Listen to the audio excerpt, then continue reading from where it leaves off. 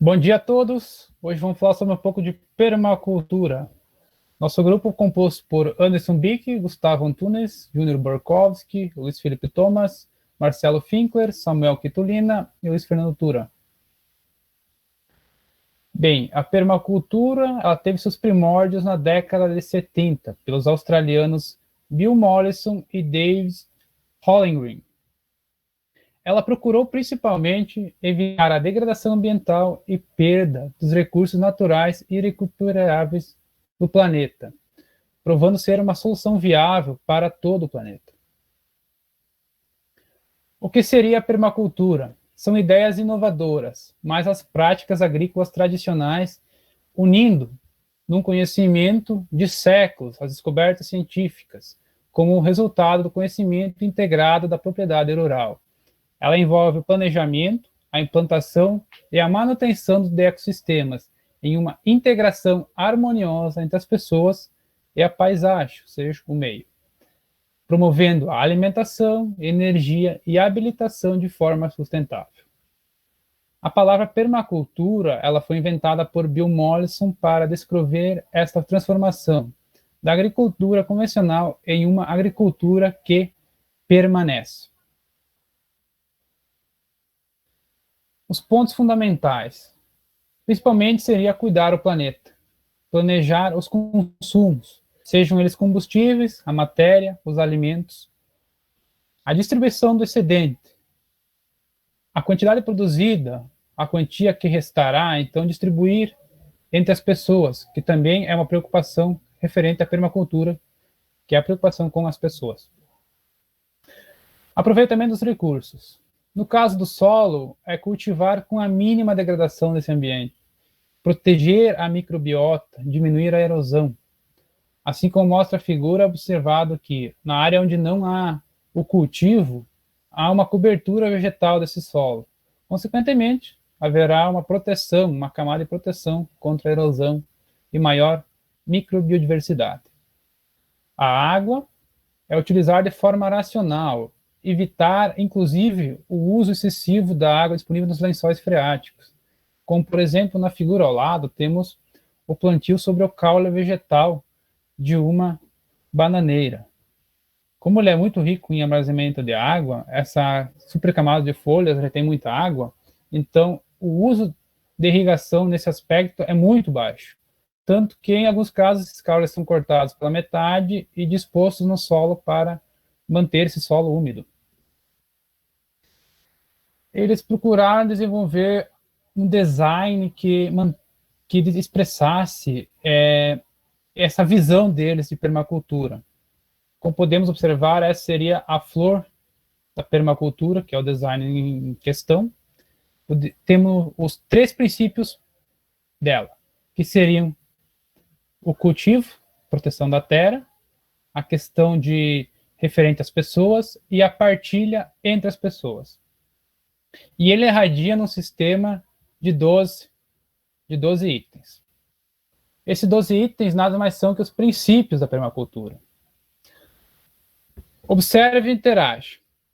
Alocando tempo para engajar-nos com a natureza, podemos desenhar soluções adequadas à nossa situação particular. Capte e armazene energia, desenvolvendo sistemas que coletem recursos que estejam no pico da abundância e utilizá-los assim que preciso. Obtenha rendimento, é assegurar-se de que esteja obtendo recompensas verdadeiramente úteis como a parte do trabalho que você está fazendo. Pratique autorregulação e aceite retornos. Precisamos desencorajar atividades inapropriadas para garantir que esse sistema ele continue funcionando. Utilize e valorize recursos e serviços renováveis. Seria fazer o melhor uso da abundância da natureza para reduzir nosso comportamento consumista e nossa dependência de recursos não renováveis. Evitar o desperdício. É valorizar e fazer o uso de todos os recursos que estão disponíveis para nós. Não será nada desperdiçado. Nesse contexto, a questão do lixo também é muito importante, pois é um desperdício de matéria e um grande poluente. Projete dos padrões aos detalhes. Dando um passo atrás, é possível observar os padrões da natureza e na sociedade. Esses padrões, eles podem formar uma espinha dorsal de nossos projetos, uma espécie de ordem para se basear. Tipo, uma linha do tempo que você pode usar como base para prever algumas consequências.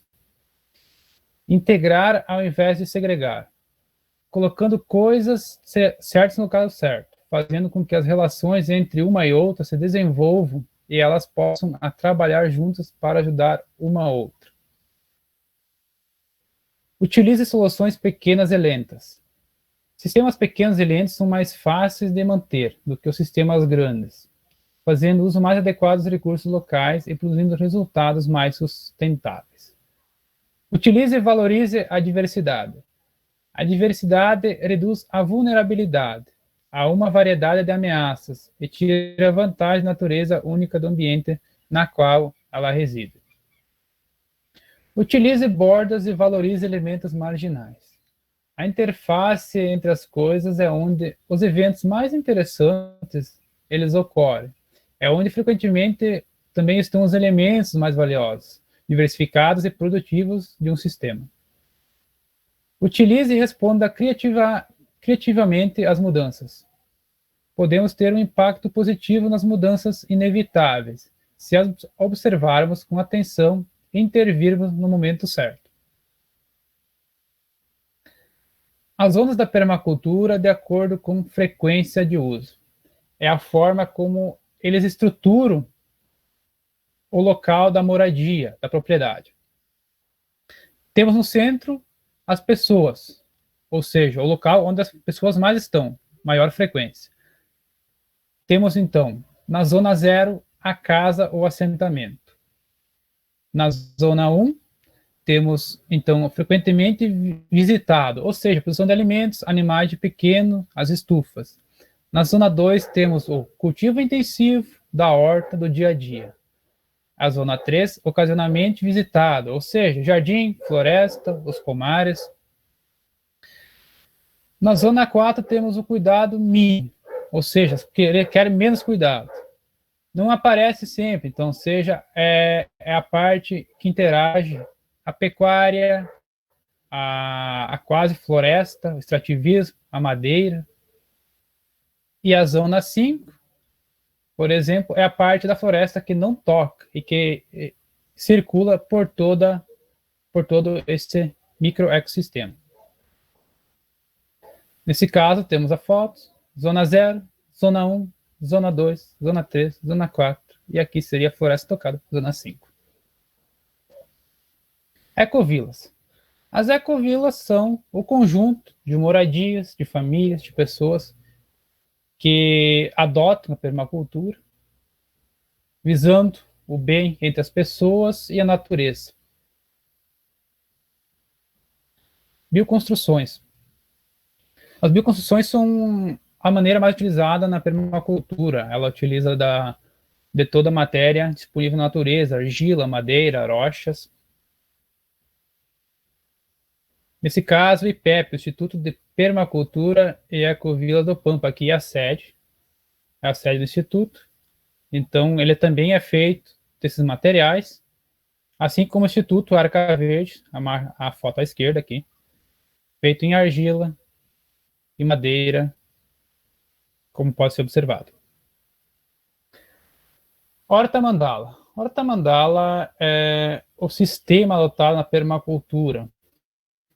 Então, você pode observar, temos o cultivo em canteiros circulares, temos a parte onde as pessoas circulam para coletar, plantar, fazer a limpeza.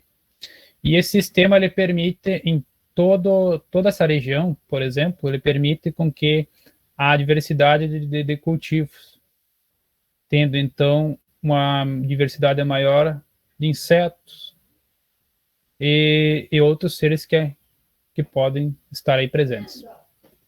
Cisternas. Elas servem basicamente para armazenar água da chuva e evitar o uso da água do lençol freático.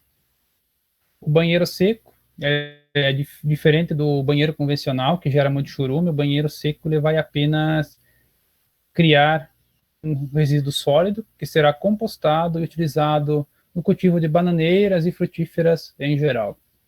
O aquecedor solar, por exemplo, nesse caso, ele tem um baixo custo.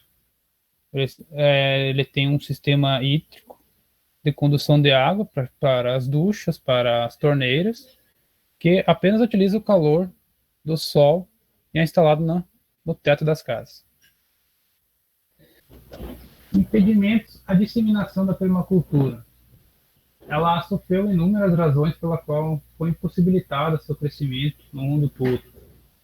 Podemos dizer que a questão política das grandes empresas, as empresas de tecnologias, das empresas relacionadas à produção agrícola, e o comodismo também é muito relevante nesse quesito.